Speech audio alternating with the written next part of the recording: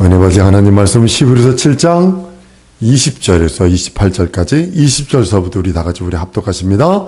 또 예수께서 제사장 된 것은 맹세 없이 된 것이 아니니 저희는 맹세 없이 제사장이 되었으되 오직 예수는 자기에게 말씀하신 자로 말미암아 맹세로 되신 것이라. 주께서 맹세하시고 뉘우치지 아니하시리니 내가 영원히 제사장이라 하셨도다. 이와 같이 예수는 더 좋은 언약의 보증이 되었으니 저희 제사장이 된 자의 수요로 만 것은 죽음으로 인하여 항상 잊지 못함이로되 예수는 영원히 계심으로 그 제사 직분도 갈리지 아니하나니 그러므로 자기를 힘입어 하나님께 나아가는 자들을 온전히 구원할 수 있으니 이는 그가 항상 살아서 저희를 위하여 간구하심이라. 이러한 제사장은 우리에게 합당하니 거룩하고 악이 없고 더러움이 없고 죄인에게서 떠나 계시고 하늘보다 더 높이 계신 자라. 저 제사장들이 먼저 자기 죄를 위하여 의하고 다음에 백성들의 죄를 위하여 날마다 제사 드리는 것과 같이 할 필요가 없으니 이는 저가 단번에 자기를 드려 이루셨음이니라. 율법은 약점을 가진 사람들을 제사장이라고 세웠거니와 율법 후에 하신 맹세의 말씀은 영원히 온전케 되신 아버지를 세우셨느니라. 아멘. 한번 따라 하십니다. 하나님은 섬김을 받으시는 분이시다. 한 번 더. 하나님은 섬김을 받으시는 분이시다. 그리고 그 하나님은 어떻게 섬기죠? 뭘 어떻게 이렇게 저렇게? 요즘에 이것이 뒤집어져 가지고요 막 이상해지는 모습을 봅니다. 하나님께서 섬김을 받는 것은 이렇게 받습니다. 여러분들 오늘 이후로 하나님을 섬기려는 방법이 바로 서길 소원을 합니다. 하나님은 죄 없으신 죄 없는 자로부터만 섬김을 받기를 원하세요. 제가 누누이 모든 예배 때 회개 기도를 강조하는 이유가 뭐냐면 하나님은 죄 없는 의로운 자에게만 섬김을 받기를 원하세요. 그래서 절대적으로 회개가 필요한 이유가 뭐냐면 예수 피를 의지하지 않고 거룩해질 수 없고 예수 피를 의지하지 않고 예배할 수 없고 예수 피를 의지하지 않고는 기도할 수도 없고 예수 피를 의지하지 않고 헌신, 봉사, 충성이 헛된 거예요. 왜냐하면 하나님은 오직 죄 없는 의로운 사람으로부터만 의로운 자로부터만 섬김을 받기 원하세요. 하나님은 오직 의로운 자에게만 섬김을 받으시는 분이시기에 인간 가운데 죄 없는 사람 유일하게 예수뿐이 없어요. 예수 한 번뿐이 없어요. 예수로만 예배 받으시기를 원하시고 예수로만 기도 응답받아 상달하기를 원하시고 예수로만 헌신, 봉사, 충성하기를 원하시는 거예요. 예수께서는 세례받고 올라오시고 변화선상에서 저는 내 사랑하는 아들이요 내 기뻐하는 자라 선언해 버리셨어요. 모든 하나님의 기준 예수입니다. 내가 헌신하는 것도 기준 예수, 내가 예배하는 것도 기준 예수. 그러니까 내가 예수의 공로를 의지하지 않고 절대로 하나님 앞에 예배가 상달될 수 없고 기도가 상달될 수 없고 헌신과 봉사와 충성 그 어떤 것이라도 상달될 수 없어요. 하나님은 하나님의 아들이며 죄 없으시고 의로운 예수에게서만 섬김을 받기를 원하십니다. 모든 예배, 모든 기도, 모든 것을 기준으로 세워버리셨어요. 저는 하나님이십니다. 하나님과 동등된 분입니다. 빌립보서 2장 6절에서 11절까지 하는 말씀이 그거잖아요. 하나님의 형상이여 본체시고 하나님과 동등됨을 취하지 아니하시고 자기를 낮추시고 이 땅에 오셨어요. 죄 없이 하는 일을 하시고 하늘 보좌에 우편한 데 계셔도 모든 족속과 하늘에 있는 천사들이나 땅에 있는 자들이나 땅 아래 있는 자들이나 그 모든 무릎을 예수 이름 앞에 꿇게 하셨다라고 성경은 선언하고 있는 이유가 바로 거기입니다. 인간이 하나님을 섬기고자 한다면 그리스도로 말미암아 죄사함을 받고 첫 번째로, 그리고 두 번째로는 그리스도 안에서만 하나님께 나갈 수 있어요. 한번 따라하십니다. 예수 안에서만 하나님께 나갈 수 있다. 첫 번째로 뭐 해야 된다고요? 죄 용서 받아야 되고, 예수로 죄 용서 받아야 되고, 예수 안에서 하나님께 나갈 수 있습니다. 누구든지 예수를 떠나서는 하나님께 나올 수 없어요. 이것이 적그리스도요 사단의 합작입니다. 그리스도 안에서만, 그리스도로 말미암아 하나님을 섬길 수 있어요. 예수는 나는 길이요 진리요 생명이 나로 말미암지 않고는 아버지께로 나올 자가 없다라고 아예 선언하셨어요. 구약에서는 눈에 보이는 가시적인 재물을 가져가죠. 피를 들고 가고 떡을 가져가고. 왜 그랬을까요? 눈에 보이는 걸 가지고 그들은 가시적으로 예표니까 하나님을 섬깁니다. 하나님 앞에 섬길 적에 화목제물도 가지고 그런 의식으로 가져갑니다. 그러나 신약은요, 로마서 12장 1절 2절에 말하면서 너희 몸을 하나님이 기뻐하시는 거룩한 산제사를 드리라. 이것이 영적 이미지니라. 아예 선언해 버리십니다. 눈에 보이는 어떤 가시적인 그것 말고 영적 예배 드리라고 합니다. 제사로 성전에 나갈 때 반드시 피와 떡을 들고 가야 합니다. 왜냐하면 피에는 생명이 있는 거로 피가 죄를 속하느니라 라고 레위기 17장 11절에 이하에 말씀하신 것처럼, 아니 구약 성경 전체가 피에 대한 얘기 아닌가요? 피가 죄를 속하느니라. 히브리서 9장에도 피가 죄를 속하느니라. 그리고 또 피만이 죄를 속하기에 그 피를 들고 나가서 죄에서 죽음을, 여러분 죄는 죽음을 가지고 옵니다. 죄는 반드시 죽음이 따르게 돼 있어요. 그러니까 내가 피를 들고 간다는 소리면 내 죄를 위해서는 반드시 누군가가 죽어야 된다는 겁니다. 이것을 비유로 하는 겁니다. 피에는 생명이 있으므로 죄를 사하는 권세가 있습니다. 피에는 죽은 자를 살리는 능력이 있기에 그렇게 피에 제사를 드리기로, 산 제사를 드리기 원한다고 성경은 말씀을 합니다. 베드로 전후서를 썼지만 수제자인데도 베드로 전후서를 씁니다. 근데 그가 베드로서를 안 썼으면요 오해될 부분들이 많이 있었습니다. 그러나 베드로 서를 보면 왕 같은 제사장이라는 얘기를 합니다. 우리를 왕 같은 제사장이라고 그래요. 기독교회만이 유일하게 왕 같은 제사장을 인정합니다. 가톨릭도 왕 같은 제사장을 인정 안 합니다. 누구죠? 신부가 모든 걸 대신하는 거예요. 우리는 왕 같은 제사장을 강조하는 거고, 다른 종교는 누구를 통해야 돼. 누구를 통해야만 이렇게 되는 거예요. 그럼 우리는 왕 같은 제사장이다 그러는 거예요. 그래서 우리가 예수를 힘입어. 한번 따라합니다. 예수를 힘입어. 기도하고. 예수를 힘입어. 하나님께 나가 회개하고. 예수를 힘입어. 하나님께 예배한다. 이게 우리가 왕 같은 제사장의 권리예요. 성경이 말하는 제사장의 직분 말하고 있는 거. 오늘 본 말씀도 그 얘기입니다. 우리는 하나님을 섬기는 자입니다. 직접 하나님께 나가 영적 예배를 드립니다. 여러분, 예배란 말은 히브리어로는 만남이란 뜻도 있어요.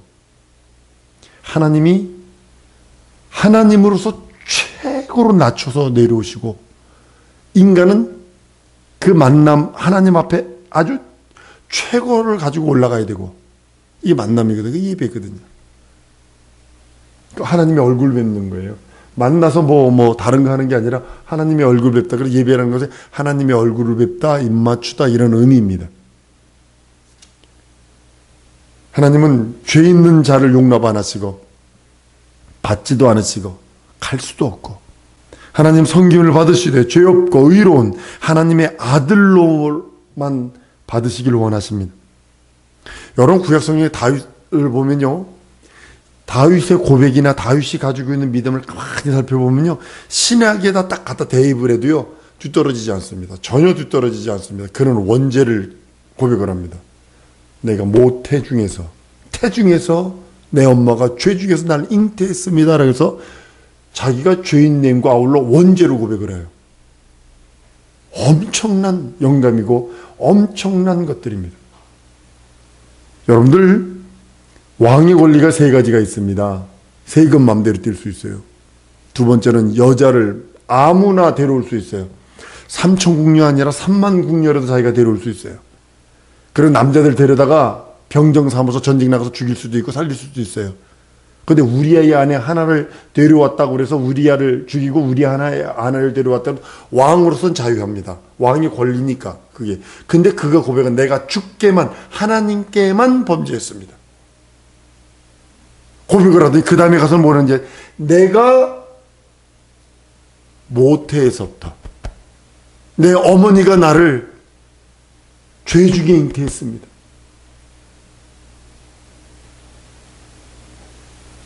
그리고 다윗은 고백합니다. 내가 주께만 범죄했습니다.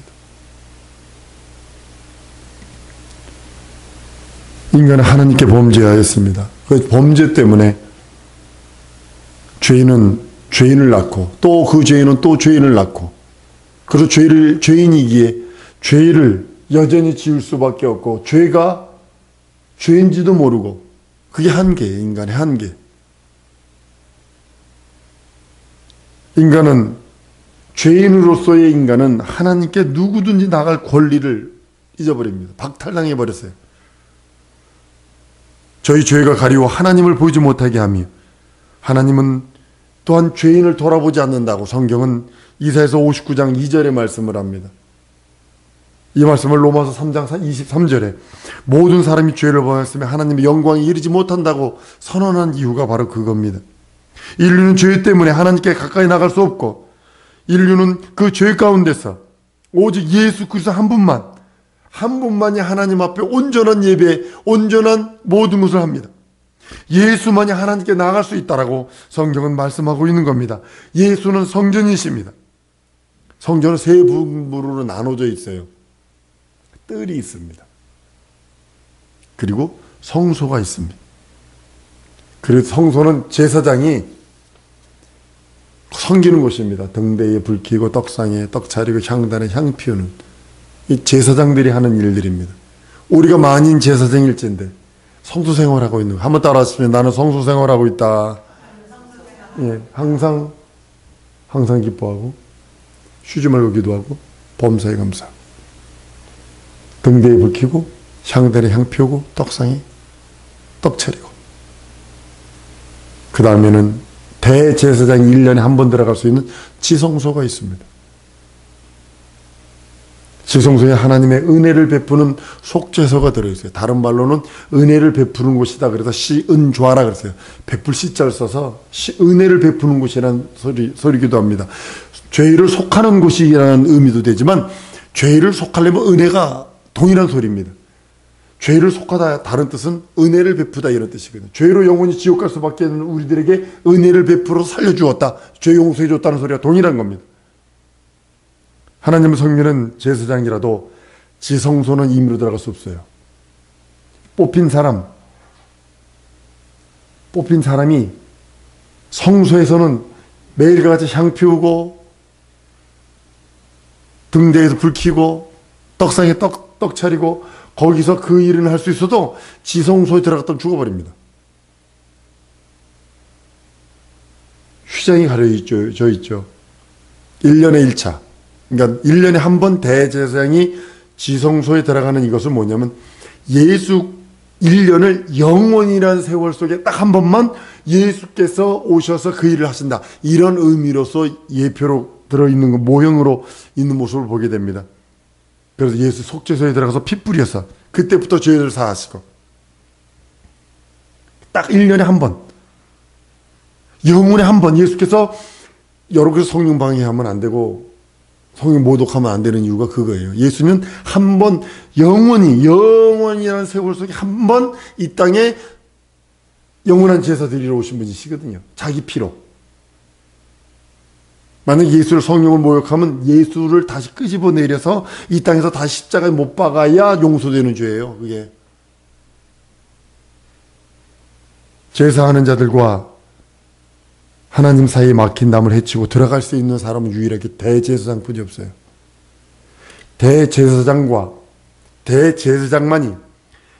하나님과 인간의 그 막혀있는 담을 열고 들어갈 수 있는 건 대제사장 한 명뿐이 없어요. 우리가 하나님께 나갈 때 반드시 대제사장이 없으면 우리는 안 돼요. 우리는 절망입니다. 그리스도께서 대제사장이 되어주셔서 하나님과 죄로 막힌 그 담을 그 자기 피로 허물어 주시고 그 막을 열어주셔서 하나님과 교통할 수 있는, 예수로 말미암아 하나님 앞에 나아갈 수 있는 그 길을 열어놨다고 성경은 말씀하고 있는 겁니다. 우리 하나님께 나갈 땐 반드시 피와 떡을 가져가야 합니다. 그 중에 하나는 속죄제물이고요, 하나는 화목제물입니다. 구약이 이렇게 아주 미리 다 예표로 다 해놨어. 예수께서 살찌고 피 흘리시잖아요. 살찌고 피 흘리시잖아요. 성만찬 때 떡 떼어주면 이건 내가 너희들을 위하는 나의 몸이니, 그리고 잔을 받으시며 내가 너희를 누르는 피니, 그러잖아요.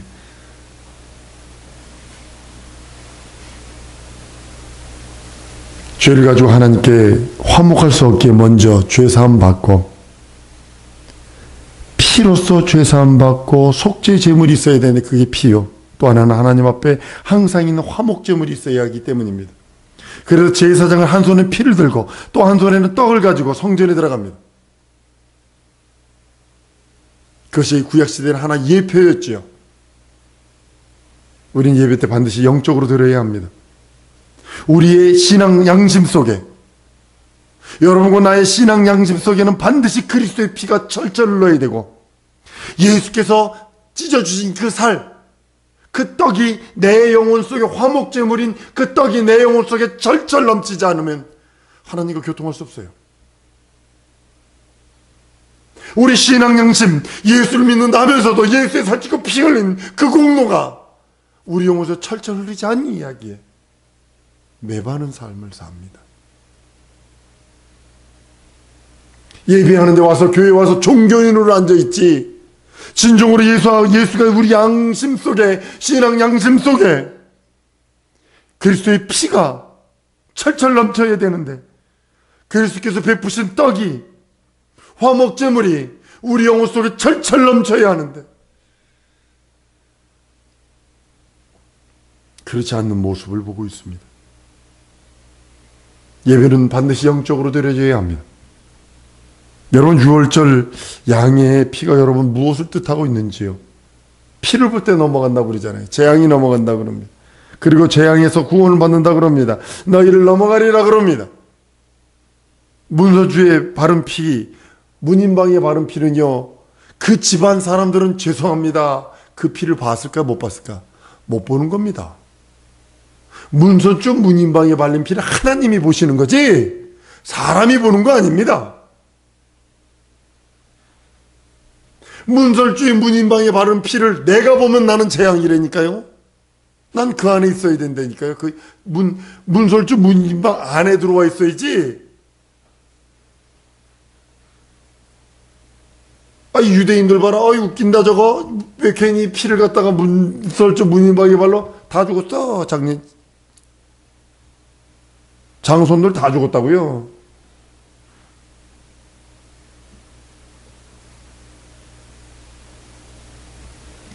문설주 문인방에 바른 피는 사람을 위해서 발라놓은 것이 아니라 그 집 사람들을, 그 안에 있는 사람들을 위한 거죠. 그러나 사람들을 보라고, 그 집 사람들을 보라고 발라놓은 것이 아니라 하나님만 보시라는 뜻입니다. 예수의 피가 여러분 심령 속에, 예수의 피가 내 안에 달려있는 것은 내가 보라는 것이 아니라 하나님이 보시라는 거예요.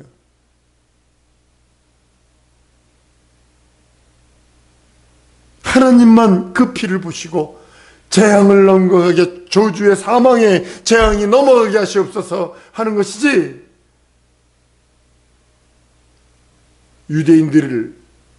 사람들을 그 하는 것들을 보면서 비아냥거렸을지도 모르고 욕했을지도 모릅니다. 애굽 사람들이 무쇠 양을 잡아다 징그럽게 문설주 문인방에 피를 발라 이랬을지도 모릅니다. 그랬던 사람들은 장소들은 다 죽었다니까요. 여러분들의 심령 속에 예수의 피가 있는 순간에 저것들 세상 사람 그러잖아요. 저것들 교회 가서 뭐 한대야? 야, 뭐 이런 사람들은요, 죄송합니다. 나중에 이제 산하 날 가려라, 바위와 날 순결할 테니까.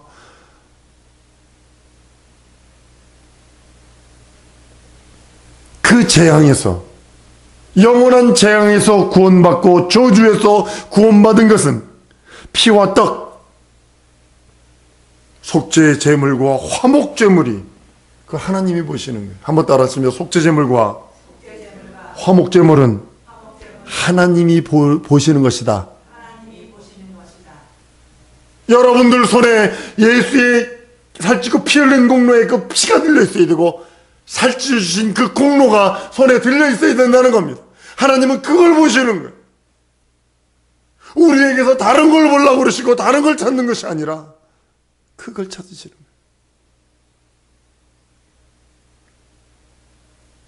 예수께서 십자가에 돌아가셨을 때 성전 휘장이 위에서 아래로 쫙 찢어집니다.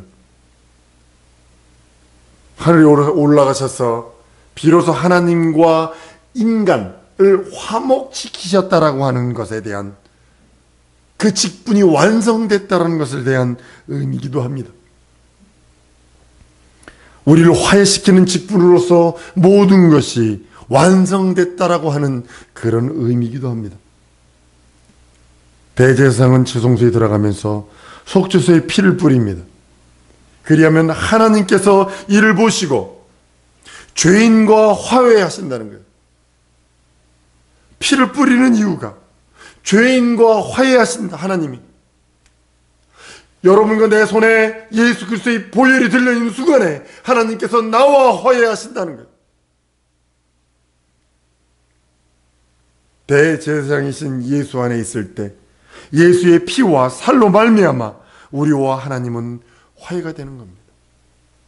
한 번 더 따라하십니다. 예수의 살찌고 피 흘린 공로로 하나님과 화해하리라.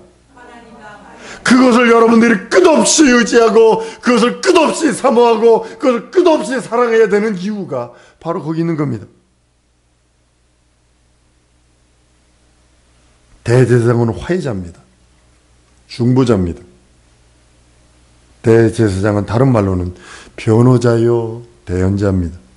요한일서 2장 1절 2절이 이렇게 말씀하네요. 나의 자녀들아 내가 이것을 너희에게 쓰면 너희로 죄를 범치 않게 하려 함이라. 만일 누가 죄를 범하면 아버지 앞에 우리에게 대언자가 있으니 곧 의로우신 예수 그리스도라. 저는 우리 죄를 위한 화목제물이니 우리만 위할 뿐 아니요 온 세상의 죄를 위함이라라고 말씀합니다. 하나님 우편에서 간구하는 자가 계시는데 그분이 우리 예수님이시죠. 로마서 8장 24절 이하에도 말씀하지요. 사성도 여러분, 성령께서 오셔서 여러분들이 너무나 배워서 잘하는 겁니다.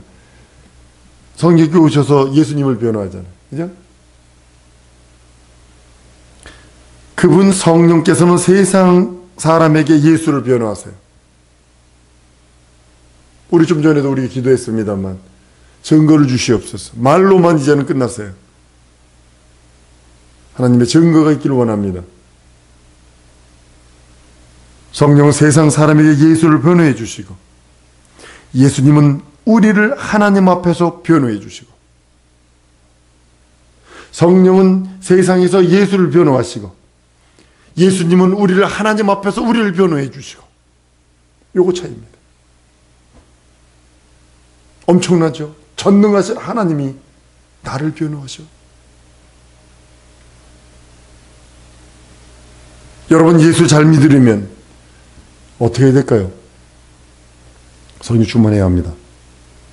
하나님을 잘 섬기려면요 철두철미하게 예수 그리스도 의지해야 합니다. 이게 되게 중요한 상관관계입니다. 내가 예수 잘 믿으려면 성령 충만해야 되고 내가 하나님을 잘 섬기려면 예수 그리스도를 철두철미하게 의지해야 되는 거예요. 앞서가지 마세요. 초월하지 마세요. 자꾸 앞서가서 진리보다 말씀보다 예수보다 성령보다 앞서가서 문제가 심각하게 이루어지는 모습들을 봅니다. 사성도 여러분, 우리 고백하며 한번 기도하기를 원합니다. 나 예수 잘 믿기 원합니다. 말씀 따라 오신 예수, 그 말씀 따라 잘 믿기 원하니 성령 충만 주시고, 하나님 잘 섬기려고 하니 예수님 절대 초월하지 않게 하시옵소서. 예수의 한번 부르고 우리 다 같이 통성으로 기도합니다.